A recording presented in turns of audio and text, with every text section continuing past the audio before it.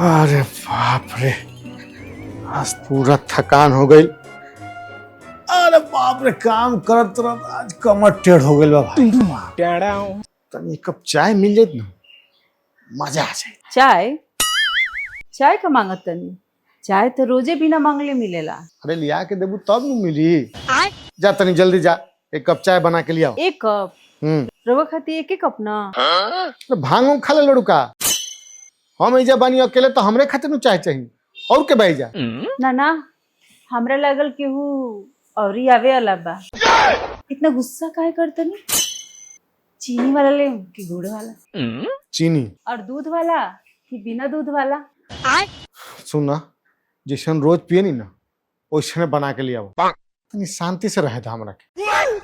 शांति? इस शांति कौन बिस्कुट के नाम है? हम तो पार्ले जी सुन ले रहनी। हम दिन भर खटे नहीं तो सोचे नहीं कि घरे आएम तो तू तनी प्यार से चाय पिएगी, बाकी तू तो ऐजा केबी से खेला तारू। आई हो दादा, हमरा तो पते ना रहे कि रउरा के हम इतना तंग करेनी। हमरा के मार ली, हमरा के फांसी दे दी, हमरा के मारी। अरे अरे ना, अरे ऐसा बात नहीं खे, शांत हो जा। रउआ बहुत नेक दिल बानी, रउआ हमरा खातिर इतना कुछ करेनी, हमरो फर्ज बा कि रउरा खातिर कुछ करी। हाँ तो जाके चाय बना लियो।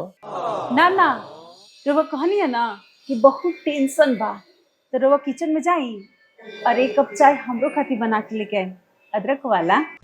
का हम चाय मंगनी है, अब हम ही तरह के बना के पियाई।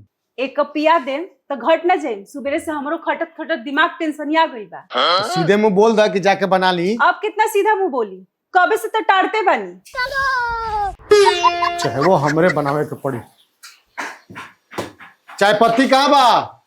सब किचने में बा। चला सस्पेन। अरे बाबा, सब किचने में बा। सुनी जी, बिस्कुट खत्म हो गई बा, प्लेट में नमकीन हो लेते आए। जब चाय पहले से बनल वाला तो हमरा कहाँ परेशान कलू? हमरा परेशान करे में बहुत मजा आवेला रउरा के। ला चाय पिया।